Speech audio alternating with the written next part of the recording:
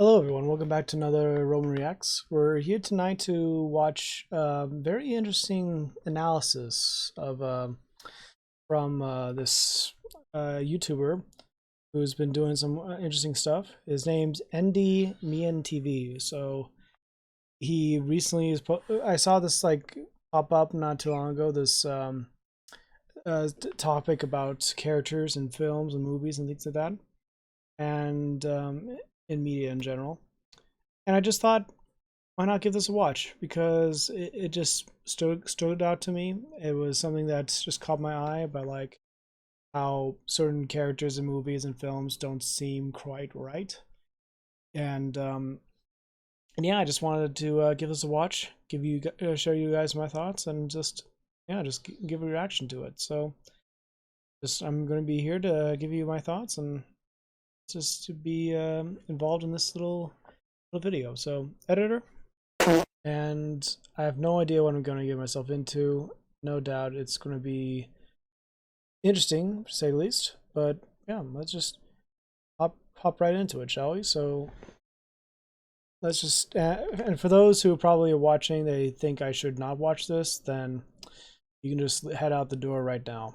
So because no one should be denied to view or listen to something just because of a difference of opinion. All right.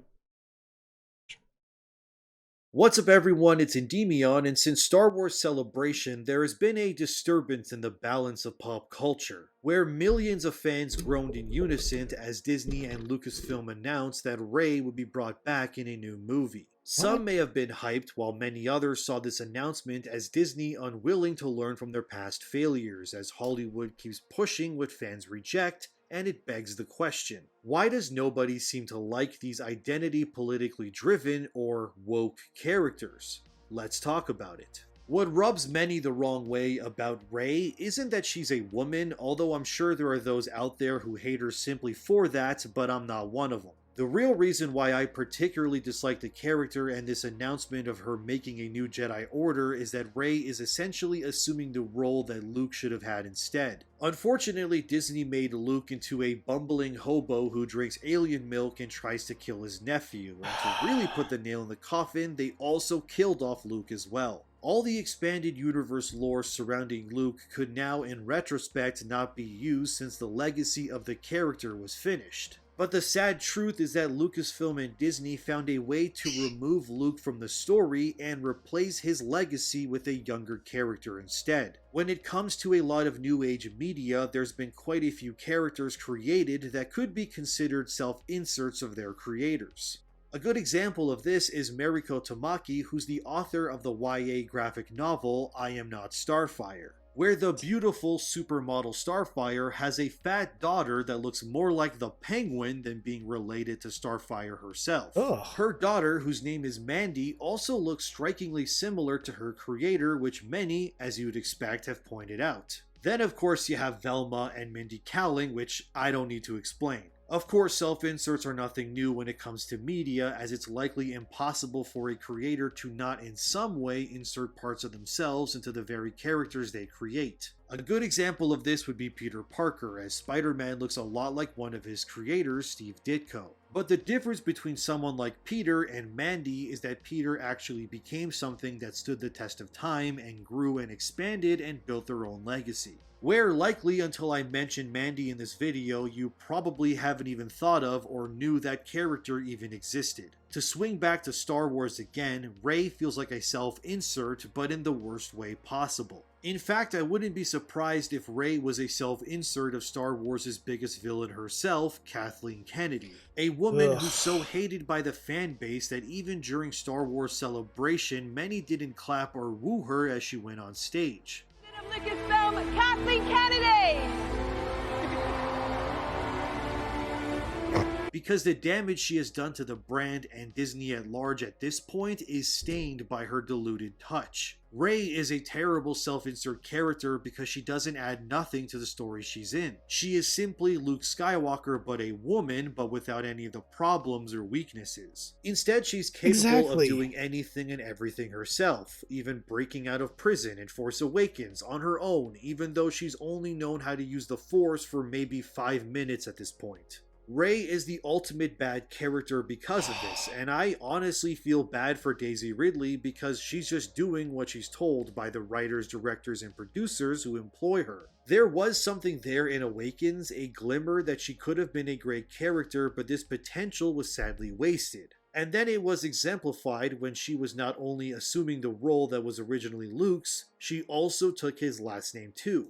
Rey and her self-inserted creator Kathleen Kennedy are the worst thing to happen to Star Wars since its creation. Many could argue that the reason why fans are so against Rey is because she's a new character and nobody wants new stuff, they just want what they liked before. But this is clearly not true since we have had plenty of characters made in the years before and since that disprove this. Starkiller, for example, was a character people really liked, and The Force Unleashed when it came out became the best-selling Star Wars game ever at the time, even outpacing KOTOR.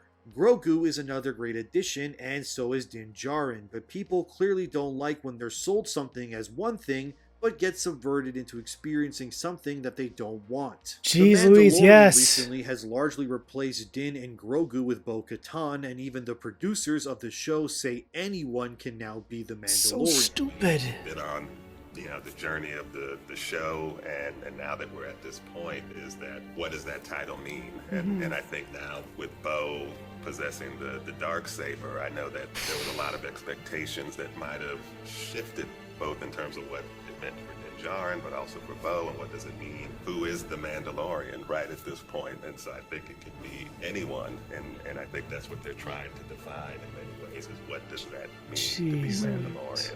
We want our Space Dad and Goblin Son story, and even though the show was marketed as such, once you watch it, the duo are sidelined for other characters. It's not even that Bo is a bad character, it's just that no one is watching the show for her when we've been invested in Din and Grogu. Exactly. If I can put this into an analogy for you, switching out Bo for the duo is like going to a steakhouse and having the advertisements promoted as a place for barbecued beef. But when you enter, the menu actually has no steak on it, and instead everything is replaced with fish. And then you're being called an idiot or an anti-fish eater because you went to the steakhouse expecting steak. But now everyone who works there hates you because you don't want what they're selling, and that's how all of this feels. We wanted steak and potatoes, but you're feeding us halibut and soy milk. The fan base has every right to be disappointed about this kind of stuff. It's not to say that you can't have good characters that are people of color or women, as one of my favorite characters of the past decade and then some is Agent 355 from Y: The Last Man. She's an incredibly badass special agent whose sole purpose is to protect the last remaining man on Earth. Her determination and willingness to see her mission through is not only filled with comedy, but a horrible tragedy as well. 355 is an amazing character who's also black and a woman, and she's also believable and fits perfectly into the world of Y: The Last Man.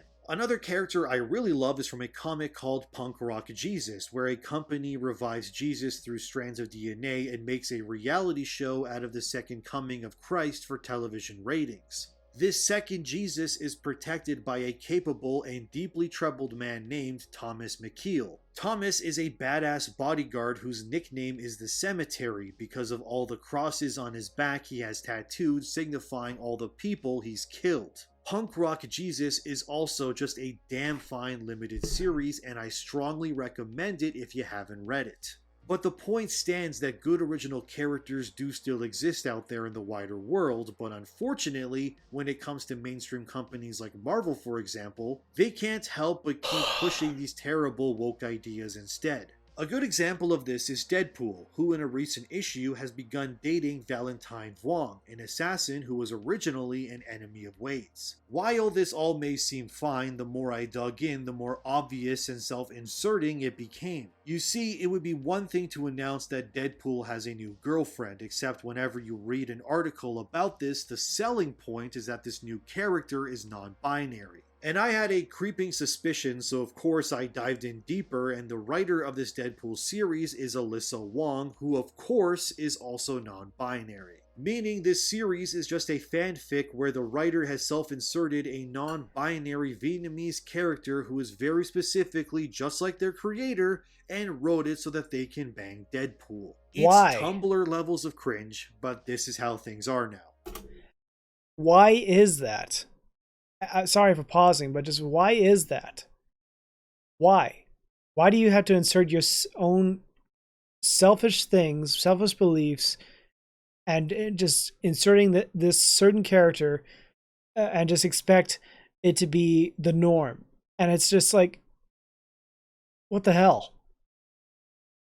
Thankfully, there has been good characters that are also diverse, but unfortunately, I do wish there were more that were given proper respect and real characterization. Aya and Bayek from Assassin's Creed are some of my favorite characters in that franchise, and they are both not only diverse, but extremely integral to their franchise, and fans love them. Another miss by the modern comics industry was Jonathan Kent, who became the new Superman. Except his only defining characteristic wasn't his heroism, legacy, or villains, but simply that he was bisexual. And having the new Superman be bi did little in the long run, with the series being cancelled because, like many of these woke characters, their identities are surface level at best. And I know some people will say that it's odd that I'm against gay Superman or self-insert non-binary Deadpool love interest, but I'm totally fine with Peter Parker looking like Steve Ditko. Why Peter Parker works where so many of these woke failures don't is because when it comes to characters like Spider-Man, he's so much more than just his sexuality or skin color. Peter is a young man whose life gets changed by the spider bite. He loses his uncle because of his own hubris. And while he has the riz of a literal god, Peter also suffers immensely, but never lets it bring him down and inspires those around him.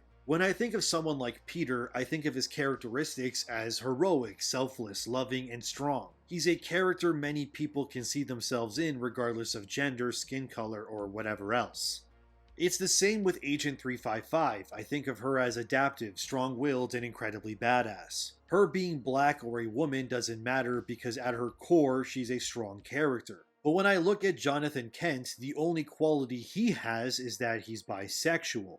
That's all any of these new age characters are now. They are simply created for diversity checkpoints so websites will write articles about them. But the reality is that these controversies usually never translate to true long-standing sales, and it proves that consumers want their characters to be defined more besides what's in their pants or whose pants they want in. Speaking of Spider-Man, one of the newer characters added to the mythos is the alternate universe version of Miles Morales' sister.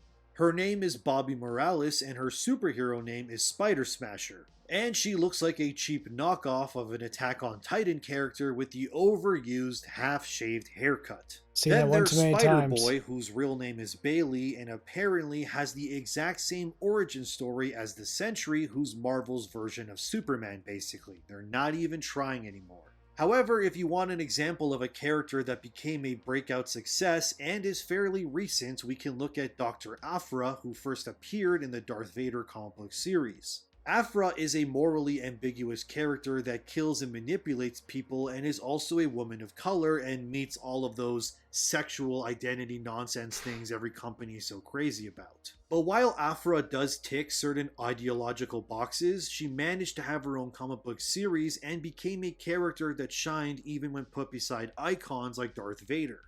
So it's not that people don't like new characters or those of color and so on, they just want well-written characters that are complex. Exactly. I understand that writers want to diversify their characters, but it becomes increasingly agenda-driven and eye-rolling when almost every prominent character is gay. Look, I understand that gay people need representation, but we went from a little bit of representation to the point where characters are being retconned into having their sexuality changed for pandering reasons. Why else would DC Comics suddenly say one of their Robins is gay or John Kent? What the hell? It's not being done in order to flesh the character out. It's simply written that way so places like CBR will write an article. And Twitter people will virtually pat the creators on the back while not spending a dime supporting these ideas. Only to complain that people hate gay characters until they make more gay characters and then they don't support those either, and the cycle of lunacy continues. Honestly, one of the best additions to Star Wars in years was Gina Carano's Cara Dune, who was supposed to get her own spin-off show. But the absurdity that Disney would cancel an actual strong female role model over politics is so very much the perfect encapsulation of our current world. You can't just Exactly. have a character be gay. They have to also align exactly how you want them when it comes to your politics and views as well. Having a strong female character isn't enough if that woman doesn't bend the knee or parrots all the talking points too. It's because of this very clear bias that many fans are disillusioned and tired of many things. The burnout of having the things we love being ruined or paraded for woke points is why I do what I do. There needs to be a middle ground where we can have representation, but it shouldn't come at the cost of deplatforming others. If fans are so against characters of color, then why was everyone stoked when Ahmed Best played a Jedi Master in Mando? Why did no one complain or have an issue when Kang was announced to be played by Jonathan Majors? Or why did Creed 3 make over $250 million on a franchise that primarily started with a straight white man as its lead character? The difference is that when it comes to characters like Creed, he doesn't replace Rocky but instead respects and honors the legacy. Creed, Right. in a lot of ways, is the opposite of Rey. He forged his own place in that franchise and built a story that honors what came before without ruining the original movies. Rey is now in the unfortunate, unique position to appropriate and transform all of Luke's expanded history and make it her own. That doesn't make Rey a good character, it makes her an imposter that didn't earn what she has. Ultimately, the reason why people don't like woke characters is because they don't offer anything actually unique. They are simply checklists so modern creators can fail upwards into ruining more stuff they should have no part in. This is why The Acolyte so far has people on edge when one of their lead actors says things like Star Wars is very patriarchal. Which makes you question if the actress in question, whose name is Jodie Turner-Smith, even knows what she's talking about. She goes on to say, quote, "My character, you know, she's a powerful leader. She's a powerful leader in a very woman-centered world, which I was very excited to kind of be in that because I feel like Star Wars is very patriarchal. So it was kind of cool to have this sort of woman-centered figure," end quote. Also, it's really hard for me to say patriarchal. Patriarch, I can't say it. Moving on. Either Jodie Turner-Smith is blind or hasn't seen any of Star Wars in the last year. Since movies like Rogue One starred a woman, and there's an entire sequel trilogy where everyone kisses the toes of the female characters constantly. If anything, Star Wars from a movie or TV sense in the last 10 years is anything but, oh god, patriarchal. Patriarchal, I can't say it. If anything, Star Wars from a movie or TV sense in the last 10 years is anything but patriarchal. I think a more fitting word would be cucked, but what do I know? I only actually watch these things and make videos on the internet about them. It does seem that the nonsense of today's world will not end anytime soon, but I have a creeping suspicion that the inevitable Episode 10 of Star Wars will not do as well as Disney hopes. And these lazy self-inserts like Mandy, non-binary Deadpool love interest, or half-shaved haircut Spider-Person will have as much impact as the greats they so desperately cling onto. Because in the end, the ideology and color of someone is just that, it's skin deep. No one race or group is inherently evil or lesser simply due to the pigment of their skin, and each person should be judged based on their own character instead. But when your character's defining traits are their body fat index being high or what they're attracted to, it's no wonder these ideas are dead on arrival. So reject the modern nonsense of today and embrace real, actual well-written media. Go read Punk Rock Jesus or The Legend of Luther Strode. Play games with fun characters like in Resident Evil 4 and enjoy movies where the people involved actually care about the legacy they're building on. And the reason why nobody likes woke characters is because they are not written as people first, but as checklists for idiots who only see people for their skin color or sexual identity. And in the words of Master Yoda himself, That is why you fail.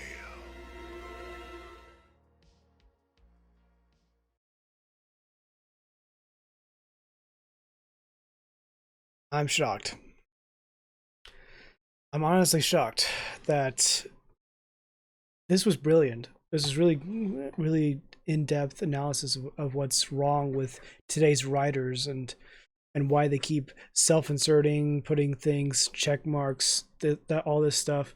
They just assume that people are going to like this stuff and rip off characters that have been well made. Like George Lucas, this was his magnum opus. He made Star Wars and made it his own, made it special. I have more appreciation for the prequels and the main trilogy that he was a part of compared to what they did with the 7, 8, and 9 of the Star Wars films, and Kathleen Kennedy being such a you know what and destroying it, and basically just it should have been done well. It should have been done right, and they decided not to. They decided to go away from what George Lucas had planned and make it their own, and make it their own selfish way, where like they turned away, bringing all this crap that doesn't make sense, and yet you're supposed to like it, and we're not liking it. And if for those who don't like it, we're just being called bigots or hate-filled or things like that nature.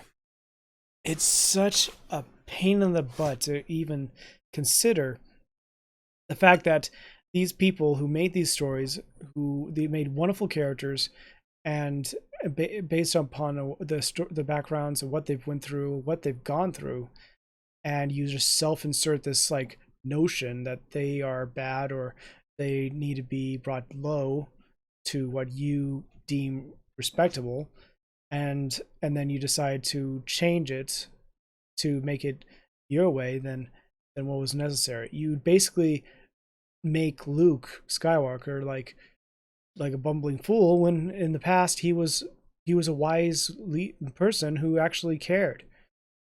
And then it's kind of like what they did with Joel in Last of Us. I'm sorry, I couldn't think for a moment. I'm just too overwhelmed with this stupidity. So like the first one, Joel was the centerpiece. He was excellent. He was great. He was wonderful. We enjoyed him. We loved him, and just really wanted him to succeed. And then what they did in the second game, they dumbed him down, made him a fool, and basically killed him off in the first half of barely in the first half of the story. And just completely utter BS of what they did to him compared to like what other great studios and what they did with other characters. So, and another thing, just the complete utter crap that I see time and again when like you have these stories, these characters, these franchises, they get rebooted, remade, and whatnot, and they self-insert these characters that they believe is supposed to be there or right to like have a color change, have a race change, have some sexual identity change. It's so idiotic and foolish to think that this is what people want when they want a good story with complex characters that they can relate to and enjoy. That is the most common thing that people want, is something that's clear cut, to the point, and something that makes people like them. They don't want a story of Kent being gay, and that's all the defining features and traits, and that's just it. That's why that thing failed, and people are hating on the authors, and authors are calling them racist and homophobic when it's the crappy storytelling that you did by making this way. You don't even offer anything else compelling or complex to make it likable. You just force feed it through us and just completely say, oh, you're this, no, you're that, and we don't care what you say, we're right, you're wrong. And that is the most epitome of stupidity and shamefulness that these writers would ever do. And I'm so ridiculously relieved that I am not a part of that crap. Like, I want to create stories. I have ideas. I want to make some fun things, but I'm not going to self-insert it. I'm going to tolerate, but I'm not going to force my beliefs. I'm going to influence. I want to do what is right, but I'm not going to force people to believe something that they don't want to be badgered on time and again because they think that their way is right over everyone else's. Anyway. Sorry for the long rant, but I like this. I really did like it. So I hope you guys enjoyed and listened to what I had to say, even though it might be seeming controversial. I don't care. You may cry over it. Don't care. You may call me hateful things in the comments. Don't care.